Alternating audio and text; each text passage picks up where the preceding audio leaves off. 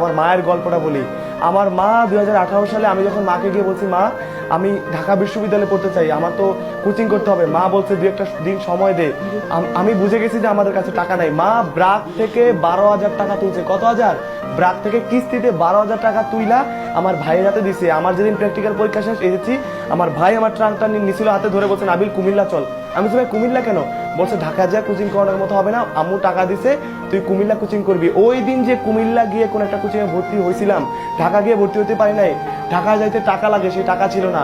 আম্মু যে 12,000 টাকা দিচ্ছে, সেইখান থেকে প্রথম মাসের খরচ আর কোচিং এ দিছিলাম 7,000 টাকা। ঠিক আছে, এই টাকা দিয়ে ভর্তি হয়েছি। তারপর আমি ভাবছিলাম টিউশন করে কি করবো, কোচিং চালাবো। আমার রেজাল্টগুলো যখন ভালো হয় কোচিং এ, তখন আমার ভাই আমাকে টিউশন করতে দেয় নাই। নিজে টিউশন করে, নিজে রান্না করে, নিজে আমার কাপড় ধুয়ে দিচ্ছে আমার বড় ভাই। বুঝতে পারতেছো, টাকার কারণে ঢাকা এসে কোচিং করতে পারি নাই, কোনো বড় ভাইয়াদের আপুদের হেল্প পাই নাই, কোর্সে ভর্তি হতে পারি নাই। তোমরা যারা মনে করতেছো তোমাদের কি ভাই টাকা নাই, আমাদের চান্স হবে না, অন্যরা আগায় গেছে, নেভার। এই চিন্তা থেকে বেরিয়ে আসো। তোমার যতটুকু সম্ভব আজকে ঠিক যেইখানে আছো এইখান থেকে তোমার উঁচুতে উঠতে হবে। তোমাকে কেউ জীবনে উঁচু উঠে দিবে না। কে দিতে পারে? একটু সাহায্য করে তোমার মা করবে, একটু দোয়া করলে তোমার মা করবে, একটু দোয়া করলে তোমার বাবা করবে। এই ছাড়া দুনিয়ায় কেউ আপন না। বুঝতে পারতেছো? তো ঢাকায় এসে কোচিং করতে পারি নাই, টাকার কারণে কোচিং করতে পারি নাই। শুধু এই লাইভে আপনাদের ক্লাস করব।